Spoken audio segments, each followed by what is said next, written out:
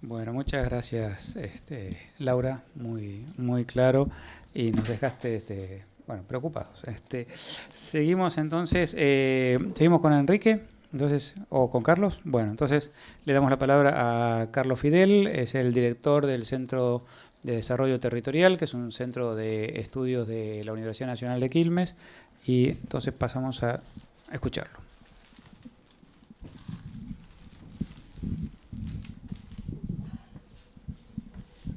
Buenas tardes a todas y todos. Yo quisiera comenzar agradeciendo a dos instituciones que sumaron sus esfuerzos para que esto se pueda concretar. Por un lado a Claxo,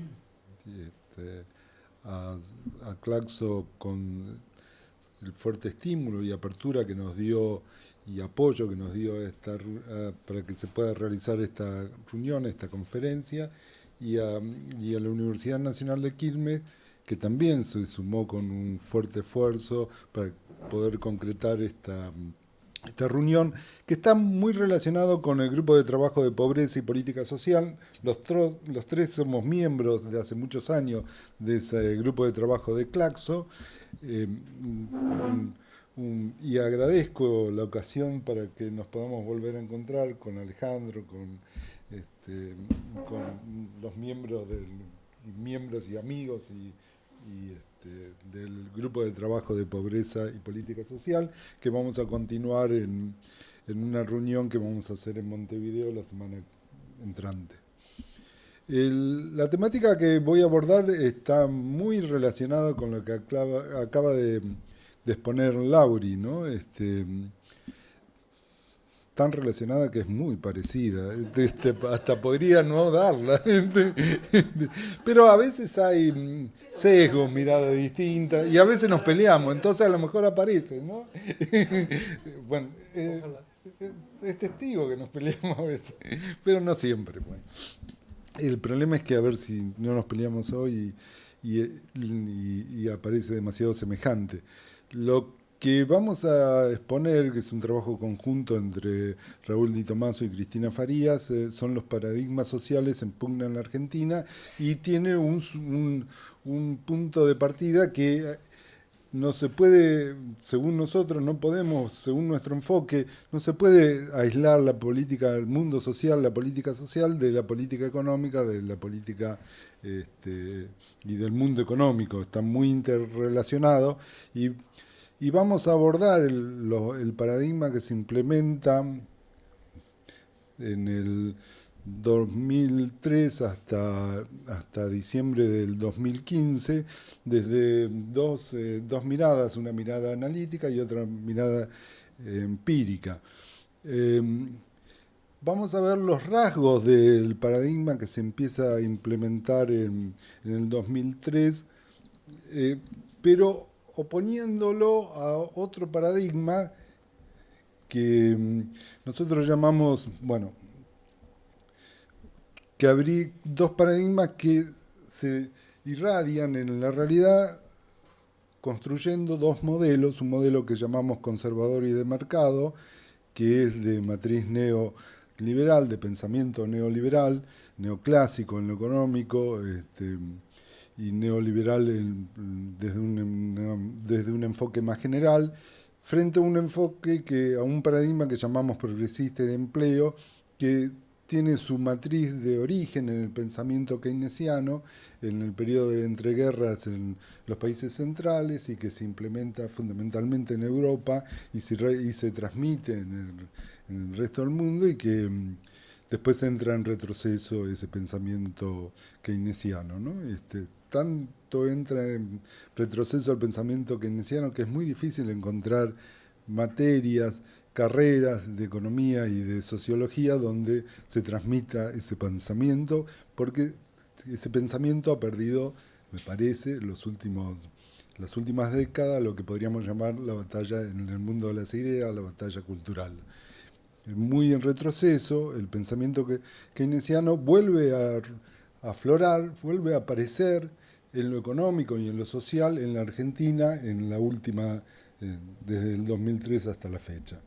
Por eso vamos a tratar de mostrar un paradigma enfrentado al otro paradigma, ¿no? Al otro paradigma que tiene antecedentes en la Argentina muy para atrás, quizás toma fuerza a partir del golpe militar de 1976 en la Argentina, pero termina con varias crisis, termina con una crisis, como dijo Lauri, en el 2001, una crisis brutal que pone, es una verdadera crisis el 2001, porque pone en entredicho la reproducción del sistema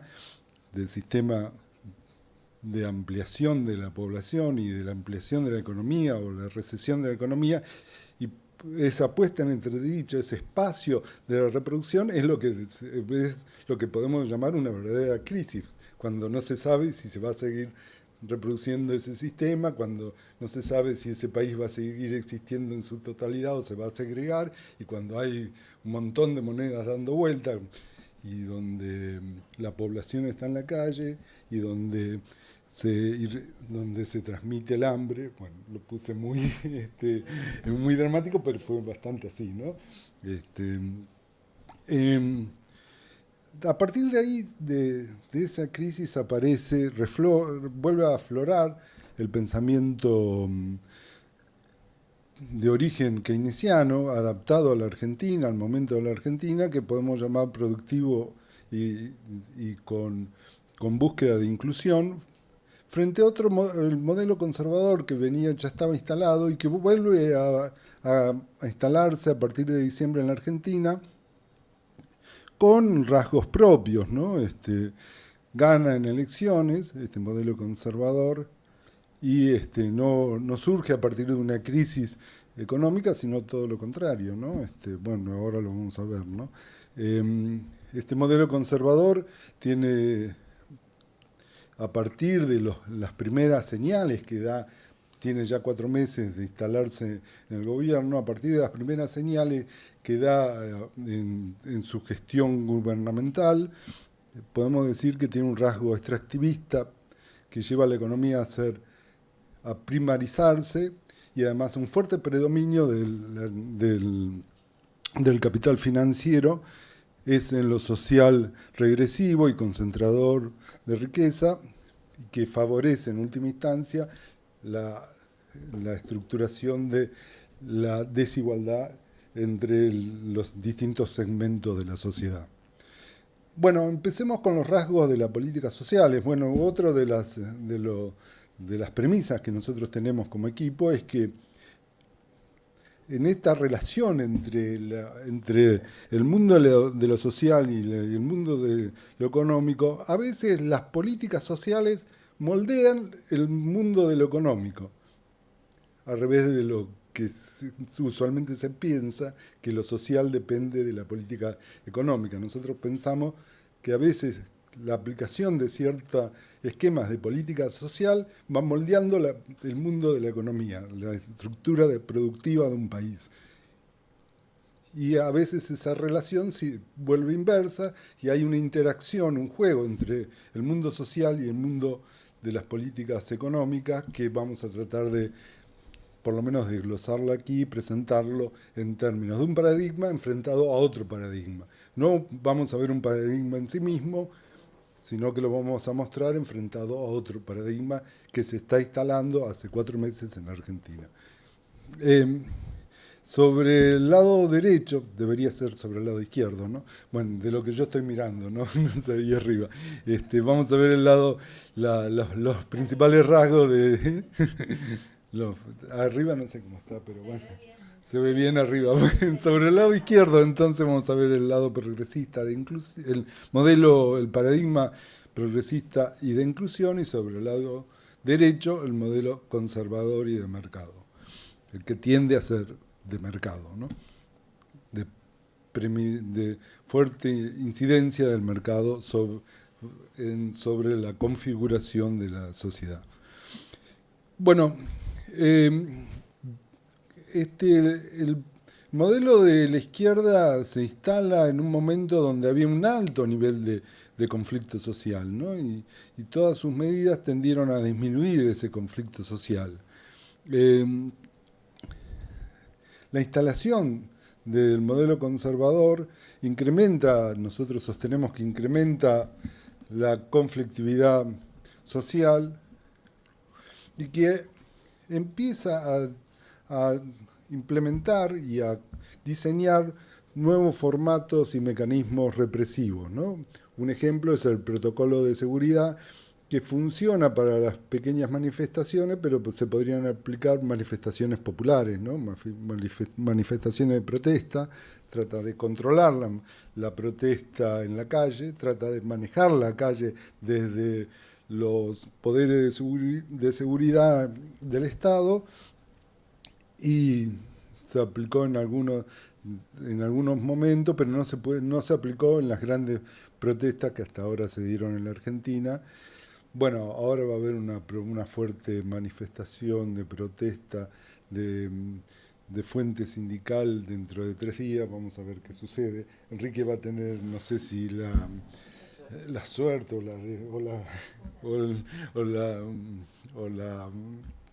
la desgracia de ver esa manifestación. Podemos ir juntos, ya lo dejo comprometido acá públicamente, y todos los que quieran venir vamos también, pero con Enrique vamos a ir seguro. Alejandro está mirando con... Sí, ven. Ah, no estás acá, pero... Sí. Lauri, te estoy invitando.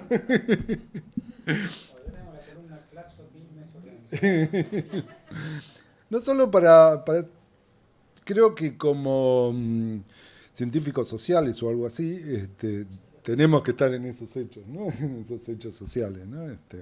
Bueno, a partir de la instrumentación del modelo de la izquierda, se empezó a generar políticas que llevaron a la redistribución del ingreso, que ya Lauri lo explicitó, y en cambio se da lo contrario con las transferencias de distribución, que se vuelven regresivas en lo que tiene que ver con el ingreso de la población.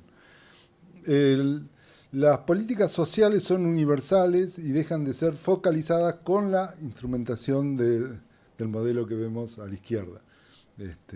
Lo resumo en izquierda y derecha porque es un término antiguo, pero me parece que es muy expresivo, ¿no? Me permite avanzar más rápido. Bueno, ya estoy hablando de más. Bueno, con la implementación del modelo conservador de derecha, persiste el deterioro empieza a deteriorarse la asignación universal por hijo, el salario mínimo y la jubilación mínima. Eso se empieza a deteriorar en relación a la capacidad adquisitiva, la capacidad real de adquisición, porque desde hace 5 meses a la fecha aumenta notablemente el ritmo de inflación, lo cual impacta directamente en la capacidad de compra que tiene el ingreso. Se diseñan programas tendientes a elevar las condiciones de vida. Las condiciones de vida nosotros lo entendemos como la reproducción individual, familiar y del hábitat, ¿no? Las condiciones externas a la familia, ¿no? Lo que tiene que ver con la vivienda, que tiene que ver con las condiciones de vida, bueno, agua, luz, gas, camino, acceso, ¿no? Acceso, que no se inunde, ¿no? Ahora estamos viviendo una fuerte inundación, ¿no? Y esto creemos que también es parte de que se fueron desmantelando los aparatos estatales que podían llevar a cabo políticas muy eficientes, o por lo menos de elevada eficiencia en relación con décadas anteriores, de mejoría de eficiencia que se había logrado en la última década, ¿no? Bueno,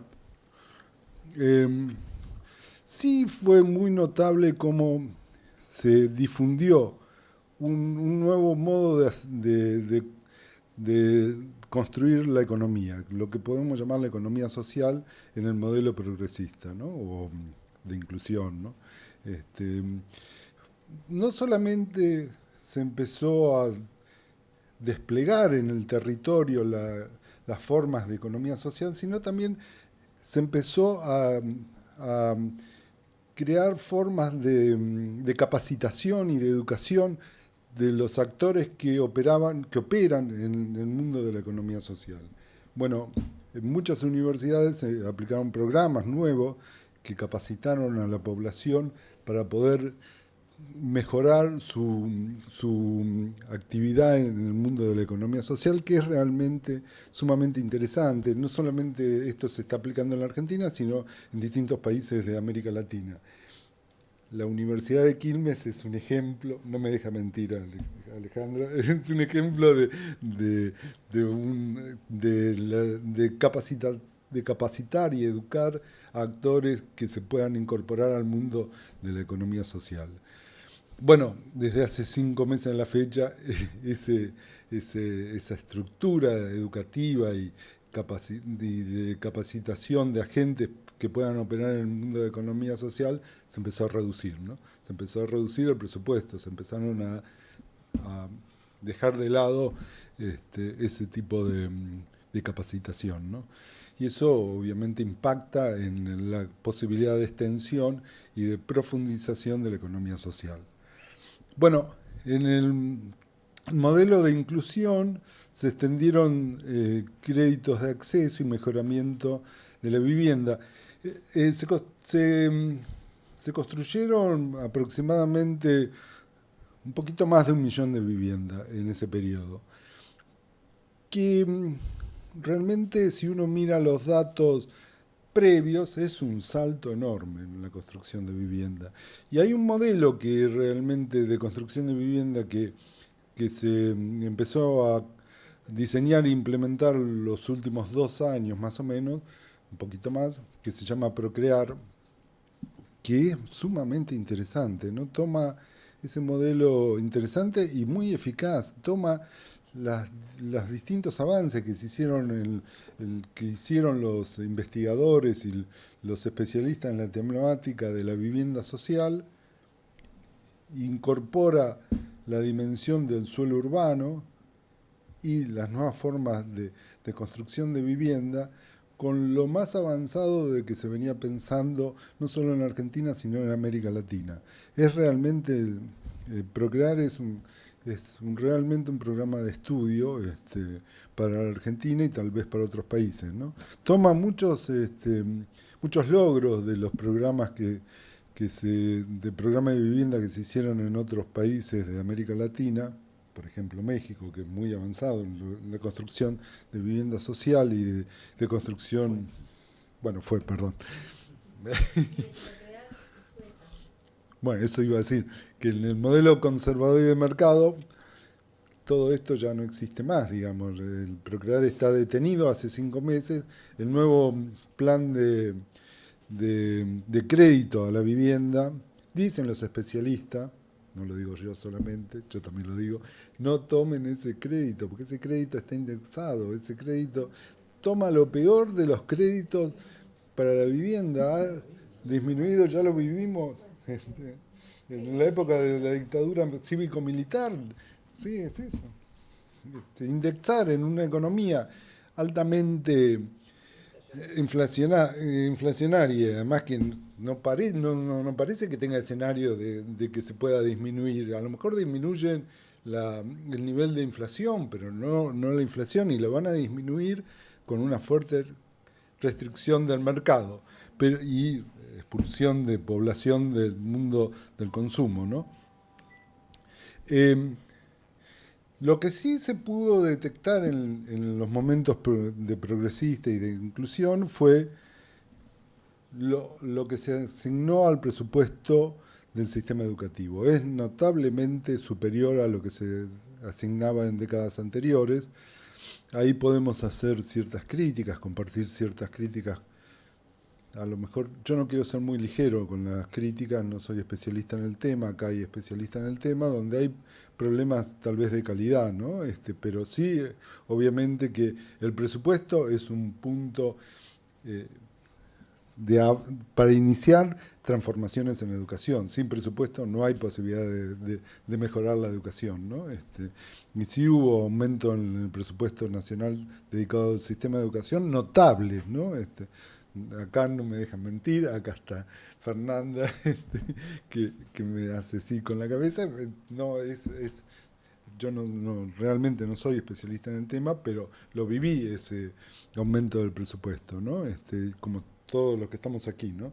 Y en cambio, lo que se empezó a notar de los 5 meses a la fecha es una disminución del presupuesto a la educación primaria, secundaria y universitaria, y y de posgrado también, ¿no?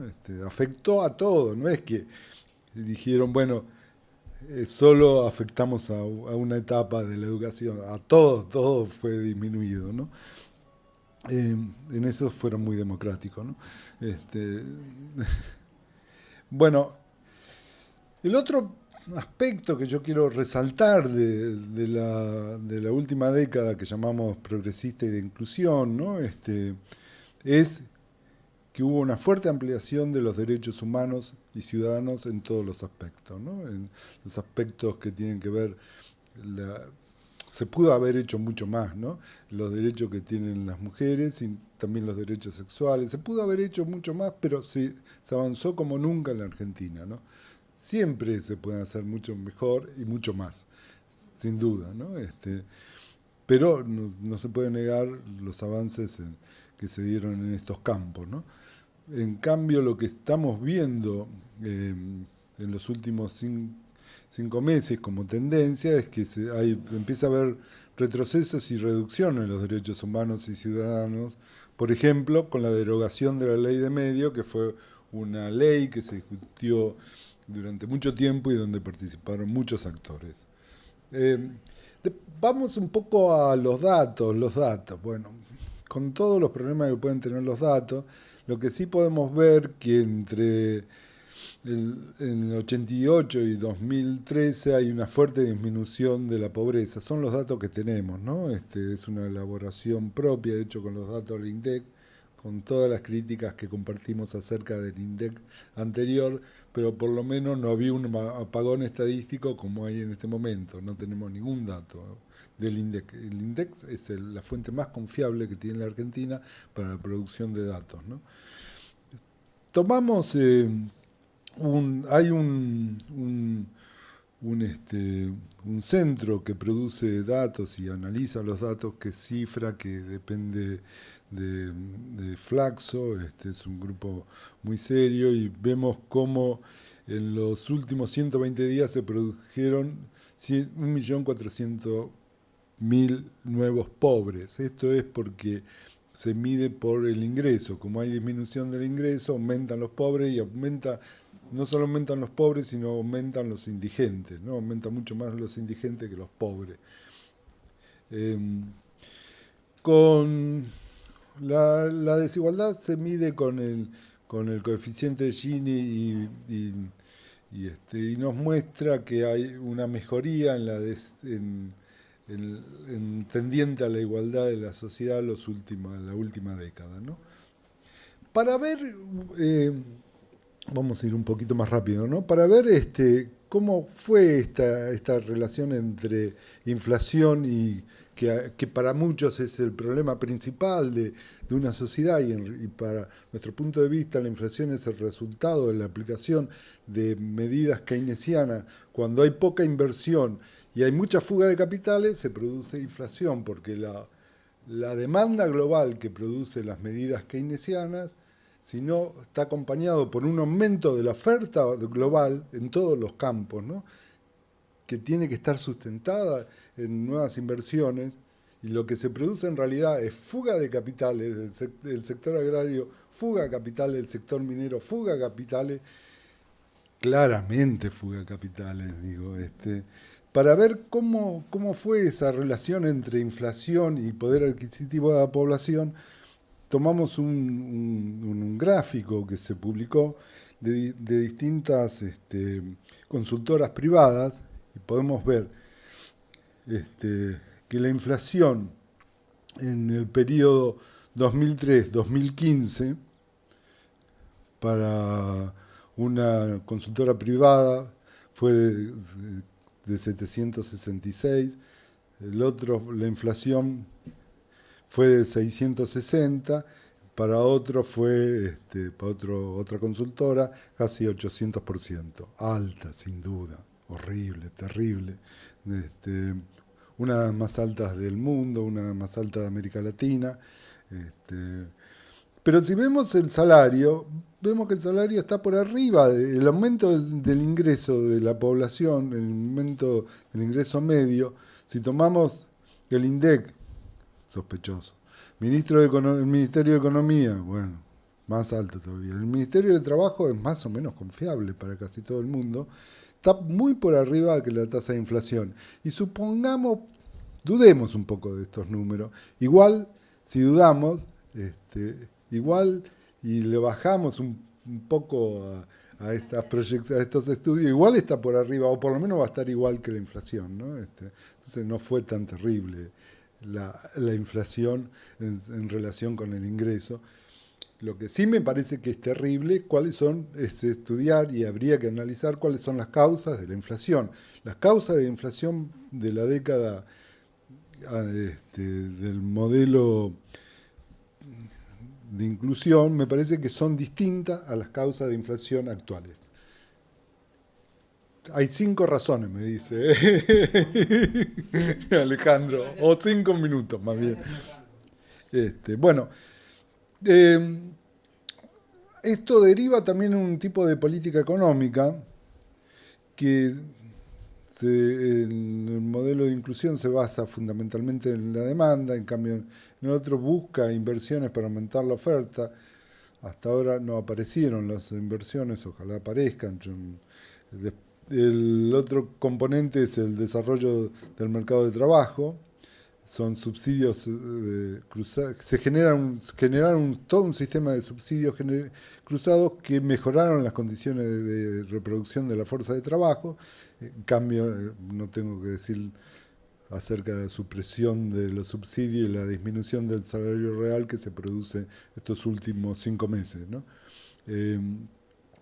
Es tan fuerte esa baja en el salario real que lograron reunir a los 5 fuerzas sindicatos que estaban muy peleados, muy discutidos entre ellos, ¿no?